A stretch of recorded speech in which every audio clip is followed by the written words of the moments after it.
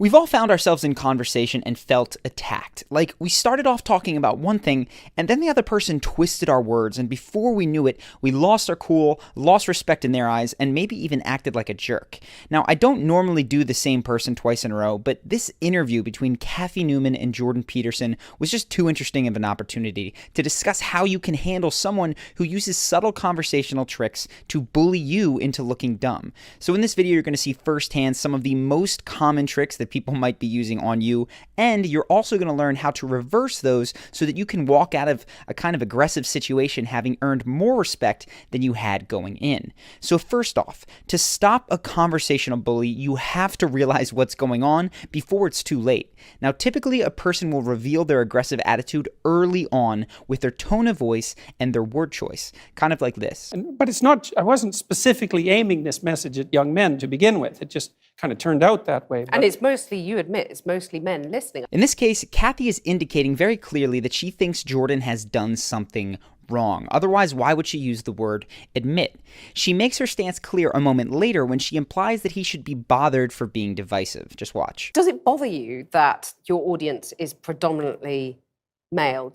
Isn't that a bit divisive? The point here is that even when they're being passive-aggressive, people will often indicate that they're about to attack you before they actually do. So if you hear someone say something like, well, what do you have to say for yourself?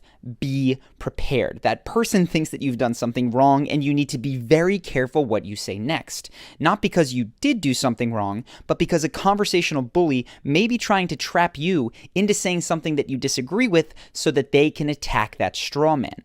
And the first way that this often happens is called the "so you're saying" trap. Here's what it looks like. So you're saying women have some sort of duty to sort of help fix the crisis of masculinity. Women want to dominate. Is that what you're saying? No, right. So you're saying that anyone who believes in equality, whether you call them feminists, call them whatever you want to call them, should basically give up because it ain't going to happen.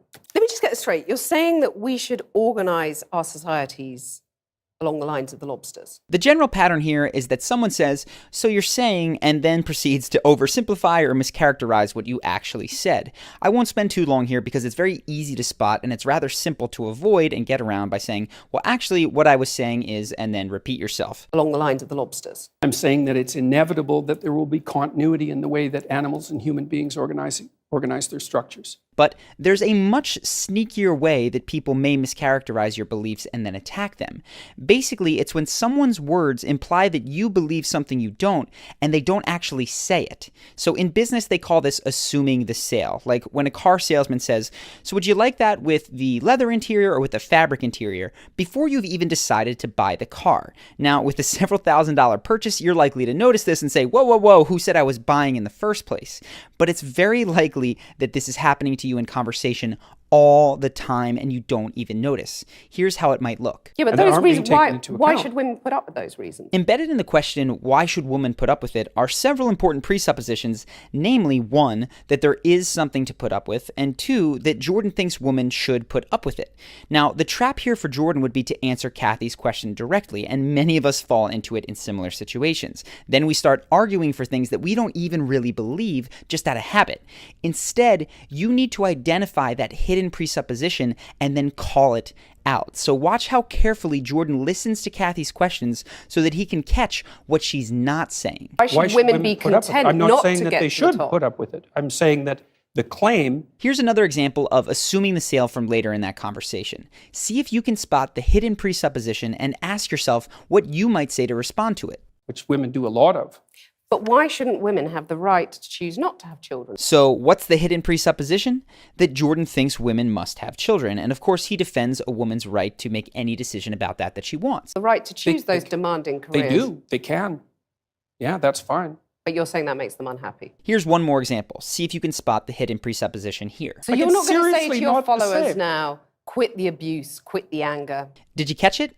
The presupposition is that Jordan's followers are abusing people. Now, he can't answer that question directly. He has to address that hidden point first, and he does. Well, we'd need some substantial examples of the abuse and the anger before I could detail that question. There's a lot of it out there. When I cut the clips like this, it makes it very easy to see these hidden presuppositions, but in real time, this can be difficult. One simple thing that you can do to make it easier on yourself is to purposely assume a relaxed posture, as Jordan does throughout this entire conversation.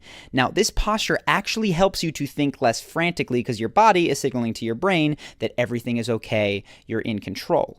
You will also want to give yourself some time to pause after each question, which Jordan definitely does.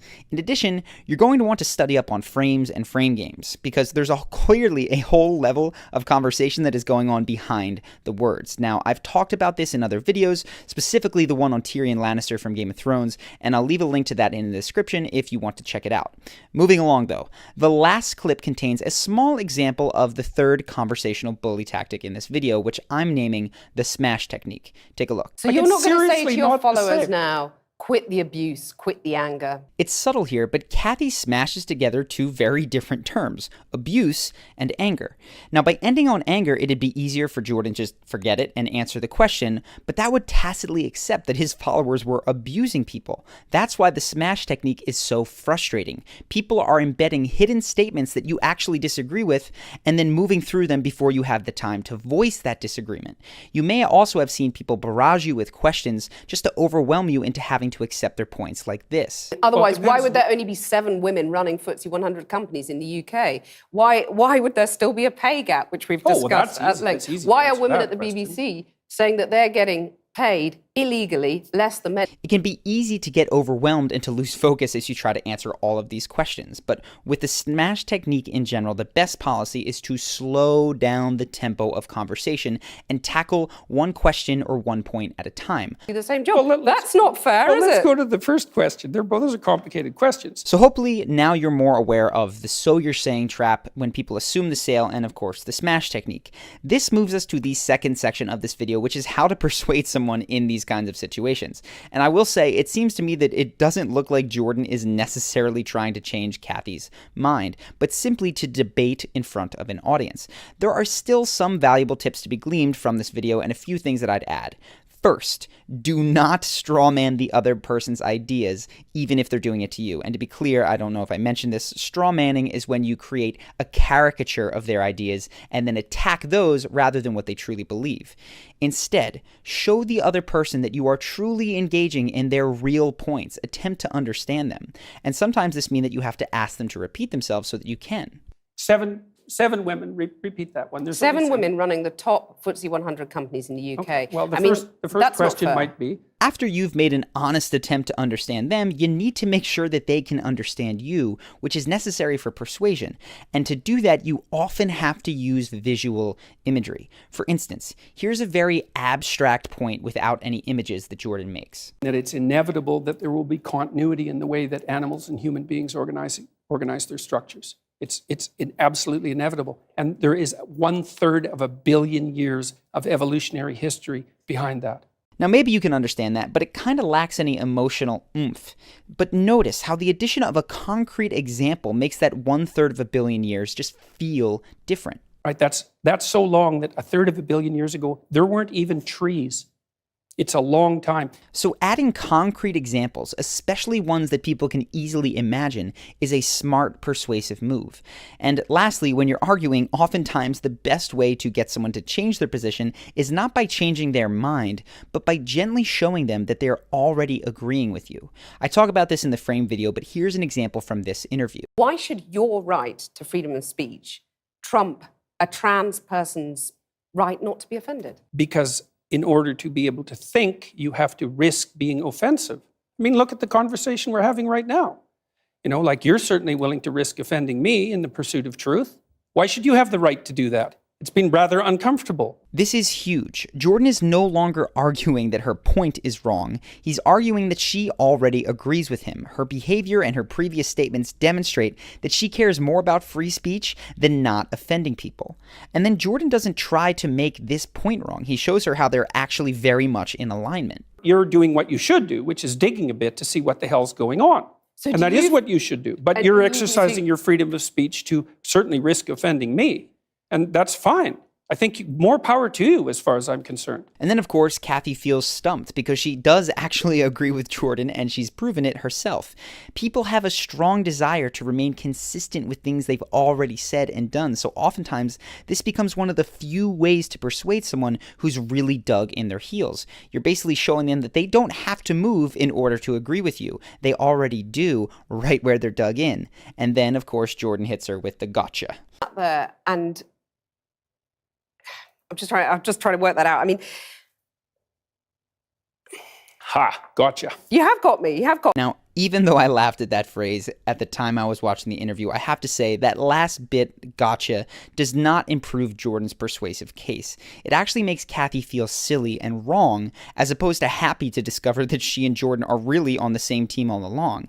And if I had to give one last point of constructive criticism, it would be that Jordan answered all of Kathy's questions rather than trying to proactively address her deeper, unstated emotional concern. And in my opinion, that emotional concern is that Jordan is her enemy, that if he believes something, it must be against her interests. If Jordan could have found that and pointed to a more common ground that they share, which we all of course have, I don't think the interview would have continued in such an argumentative fashion. But Jordan's role isn't necessarily to convince Kathy Newman of anything, it's to debate for an audience and to promote his book, which I think he did at an A+ level. If you think that I missed something or you just want to discuss, leave a comment below. I'm actually going to be checking periodically, but I will be